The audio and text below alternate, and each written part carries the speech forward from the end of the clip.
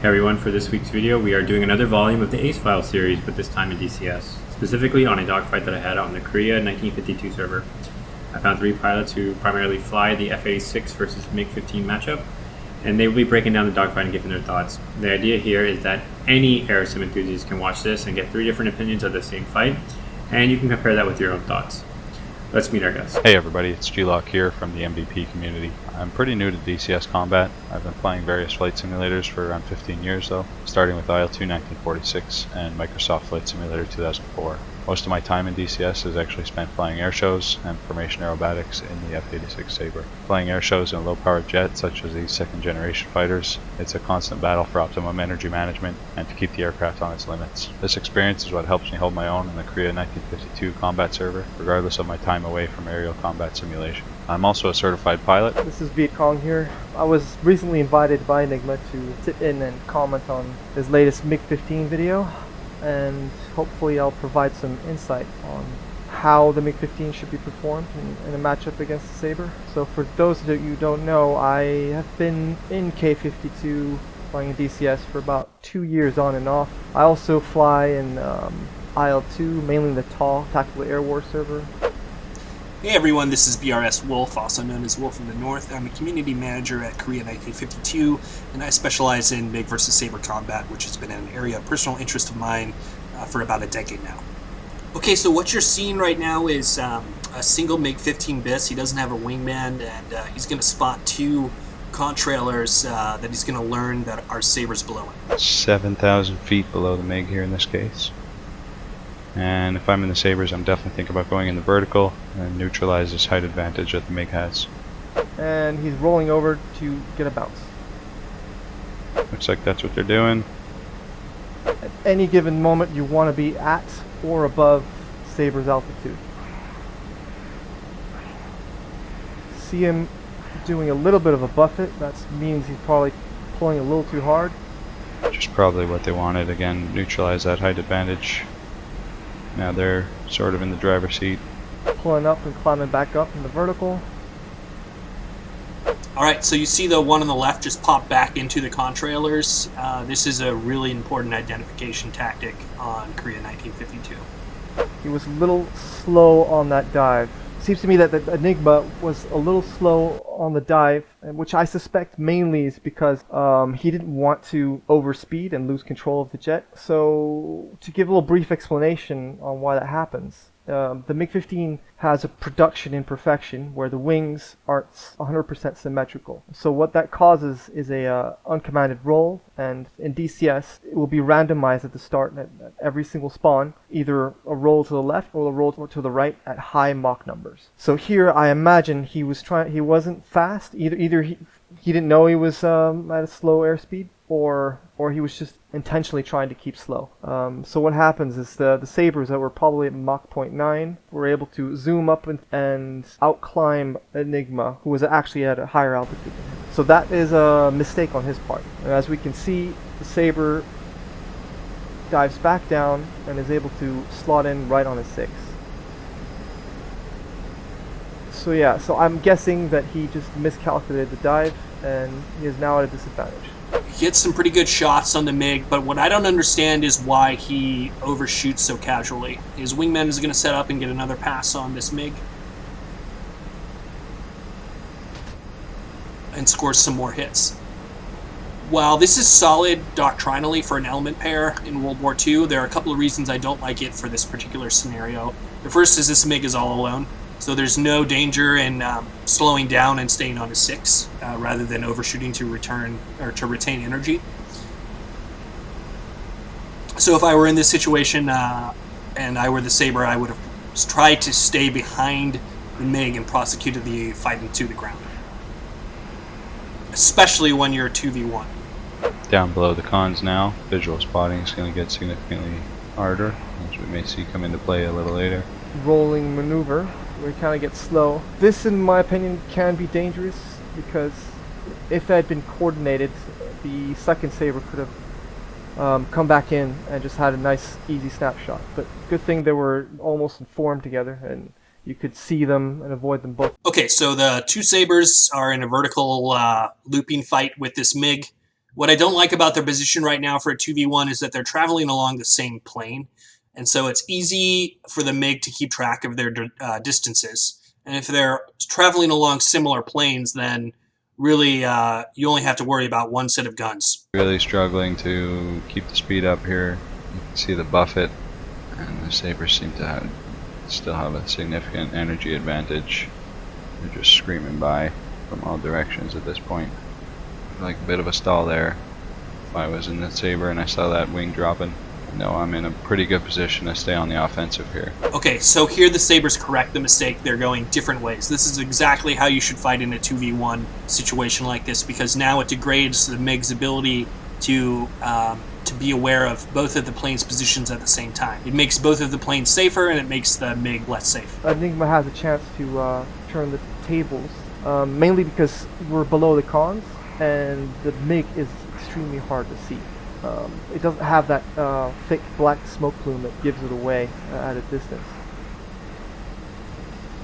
So we don't follow the Sabre into a left turn because we're concerned about the other Sabre, but we don't have any idea. That would make me very nervous. In a climbing term, that's exactly what you should be doing. Not sure what happened to the lead Sabre after that reset. Might have lost visual as well. Looks like he's slow and blind. And it looks like a good position to keep those oblique loops. So in the Mig-15 versus Sabre, what you want to do always is perform these loops, or these oblique loops, in multiple succession to make the Sabre bleed its energy off. And here it looks like he's done precisely that. This is a great perch position. This Sabre has no idea that we're on his high, 7 o'clock. I think the Sabre doesn't know that he's here. Kill. Bam, bam, bam. He shoots so that the enemy plane flies into the trajectory of his shells, which is exactly how you want to do it. Perfect. Getting a kill of the Mig-15 is definitely no easy feat. It's how the gunnery works. That lead Sabre's definitely spotted that fireball in the sky now. He's diving back down, building back up that airspeed. Now that it's a 1v1 fight, for a MiG you want to get the Sabre in a sustained lateral turn fight. Because the Mig-15 is a rate fighter, it has a sustained turn advantage, and so if you can get a single Sabre versus your single MiG without any outside interference, eventually you'll be able to get on a 6. That's the way it's done. But as I said earlier, this MiG has been hit, and so we're losing energy. Once you're experienced with the gunnery, that is actually a quite easy kill. But for one of his first few times, I have to say, job well done. Not sure if the MiG sees that lead Sabre at this point. Oh yeah, there it is. So we've got the rate fight in the lateral regime that we want, but now we're realizing that our MiG isn't performing as it did at the beginning of the fight. It's really just sailing in the air right now. Again, significant energy advantage in that Sabre right now. What I would do here is dump the nose and try to get speed. Compare the energy state of the Sabre with an undamaged engine is literally doing loops around our Mig-15. Sabre's basically doing a rolling scissor here, a high yo-yo, trying to draw a big circle to keep this MiG in front of him. Doing a good job rolling out of plane. Okay, nice little reverse. The Sabre overshoots, but we don't have the energy to follow him up into the vertical. This should tell us that our engine is damaged. And for some reason the Sabre doesn't prosecute that advantage. It continues to be in a single rate fight in a lateral turn with the MiG. I don't know if it's because he knows the MiG is damaged, which could explain why he's doing what he's doing. A few more shots off. There's a few hits.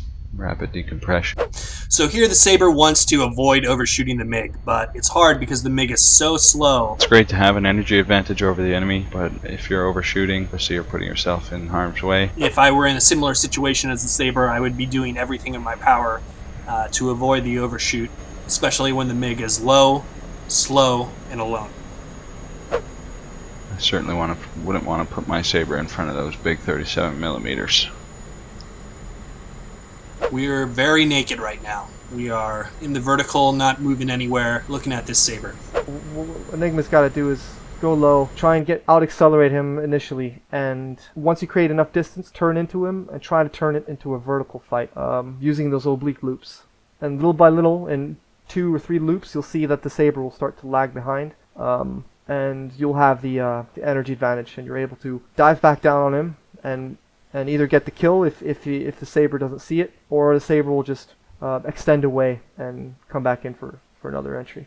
But again, with that speed advantage, he's able to get back around while the MiG seems to be falling out of the sky.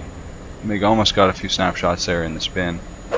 That was a very dangerous mistake by the Sabre. You never want to cross an injured prey's guns if you can avoid it. Looks like the Sabre's somewhat on the defensive here. Sabre reverses his turn. You shouldn't do that either. But again, it looks like he's just flying away from that MiG. While I'm criticizing the Sabre, it's easy to get involved in these types of situations with a damaged MiG. And what I mean by that is low and slow. Just because you think you're almost going to get there, you're almost going to have the rate to get on his 6, but it almost never happens without a mistake from the MiG.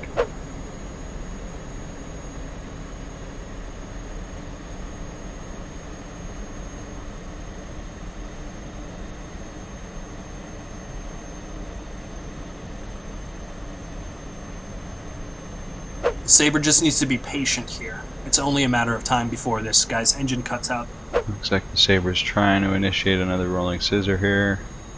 I would punch out of the MiG right here. I'm just too slow to be combat effective. You can tell that Enigma is an experienced pilot in IL-2 because he likes to get these rolling maneuvers and just trying to force an overshoot. When the Sabre's sort of in your control zone, it's definitely a dangerous thing to do. I think in IL-2 you can sort of get away with it, mainly because of how the controllability at high angles of attack, and versus here where you can't really do that because once you pull so much AOA, the aim, the stability of the aircraft is not enough that you can get a proper shots off them. So he tries to do that multiple times, and it doesn't quite work out. And I think here his engine's about to quit, and he's just slow and floating in the air.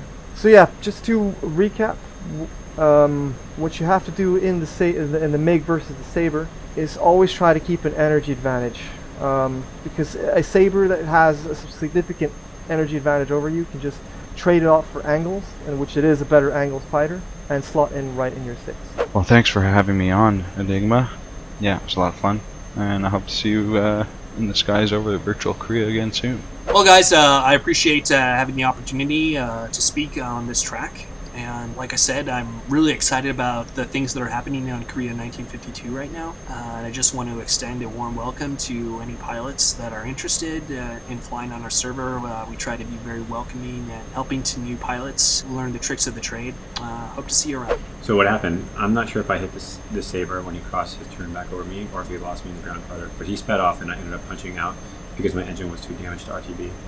From my background, mostly in IL-2, and jumping into the Mig-15 cold, I know that I did not know this matchup very well. All I knew was that the Mig-15 outclimbed the F-86, and both planes have issues when they get close to breaking the sound barrier. I'd like to review the big lessons I picked up flying in this fight, and what the commentators really picked up on. One, you have to be gentle with these planes. You can see when I pulled some maneuvers that I was having buffeting issues, which really meant that I was trying to throw the plane around too much. And I just had to ease things up a little bit more. Unlike World War II planes where you may have an aggressive go-to maneuver to turn the tables, the fights in these planes are a bit of a ballet. You don't have the maneuverability of a prop plane or the raw power of a supersonic jet. The fights take several minutes to develop, and it's a very nuanced fight where trying to retain your energy is really the key thing. Two, there are special considerations when flying in DCS, and especially in DCS Korea. I actually found the comments about the Sabres to be really interesting because it really highlights this. Spawning is a huge issue in this game, and this came up in 2 key parts of the fight.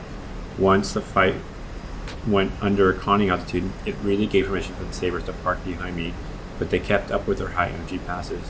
By sticking with World War II style high energy passes, they ended up losing me in the ground flutter, and I was able to neutralize the fight a bit in taking out Sabre. This is a very different type of server compared to the Finnish server on IL-2. There is just simply more broad situational awareness in IL-2, and it's much easier to get third party in that server than it is here.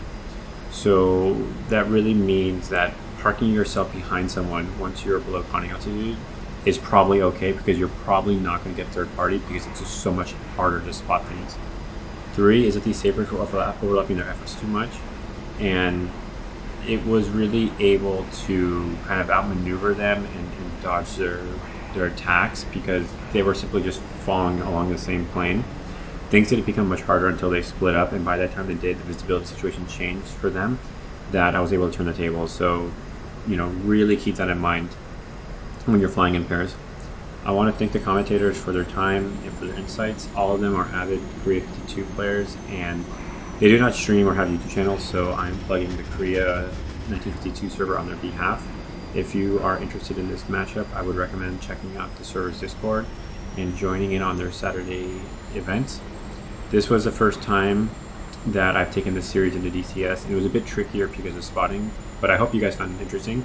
I will have another DCS version of this video, but except for it'll be in the Cold War in the Mig-19. In the next few weeks, I will be switching back and forth between DCS, Cold War, and IL-2. If you found this video interesting, please consider subscribing. Thank you.